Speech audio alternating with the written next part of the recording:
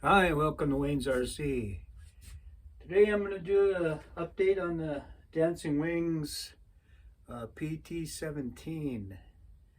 Done building. I just have to figure out the CG. So it's ready to maiden. I just don't know when that's going to happen.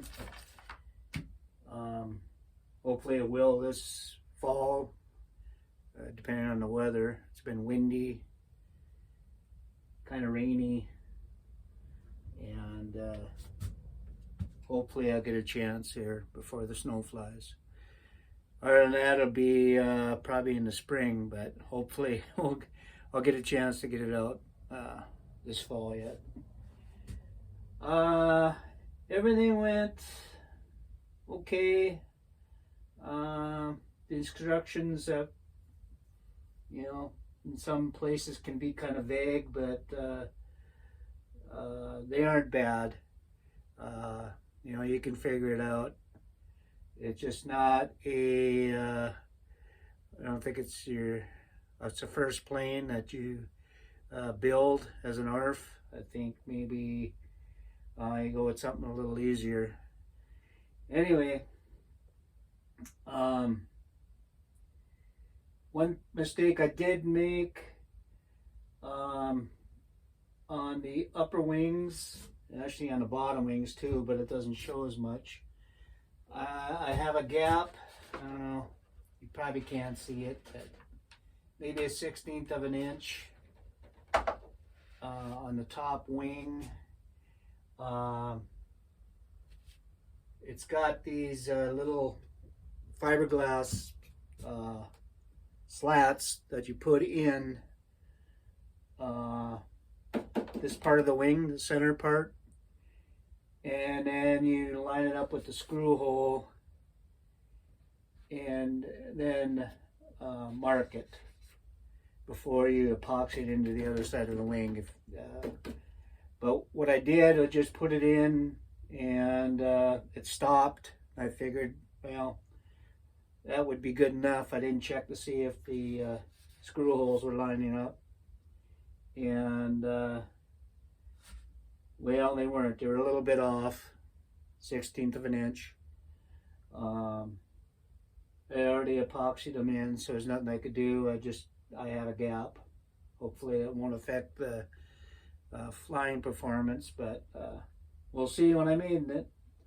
So make sure you screw holes are lined up for the little mounting screws that you have here, and then I'll mark it and then epoxy it in. Don't put it all the way in till it stops and then glue it in, because you'll be off.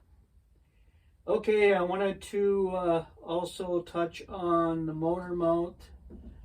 William, one of my subscribers, asked if I could post a video on that. And the motor mount,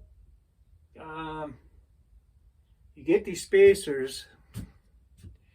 This is a cutoff one, and I had to cut them down. I cut them down to 3/8 of an inch, and that was only because the screws weren't long enough to go into the, get the manual here, show you. The screws weren't long enough for the spacers, wouldn't fit the blind nuts. So I cut these off. It would have been much easier just to find some longer screws, and I probably do have some. If I would have dug deep enough, I would have found them. But anyway, I did cut these off, mounted it, but it wasn't didn't quite come out far enough, so I had to put a prop spacer or motor mount spacer in between the motor and the prop in order to get it to come out enough so it wouldn't rub on the fake motor, fake radial motor. And this hole isn't available. They didn't cut the hole for the wires going to the speed controller. So I just tucked them in behind the motor and went in that direction.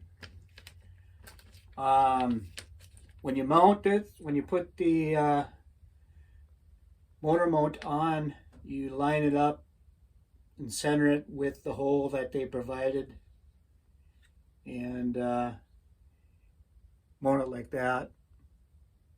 Mark our four holes and drill it,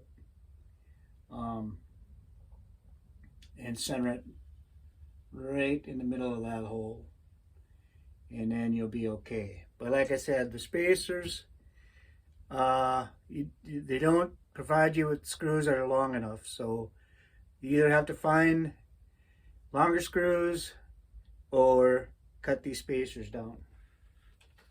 I hope I didn't confuse you, William. I'm just kind of going by the seat of my pants here, doing a quick video on it. So that is the after build of the Pt-17. Thanks for watching. Like and subscribe, and have a good day.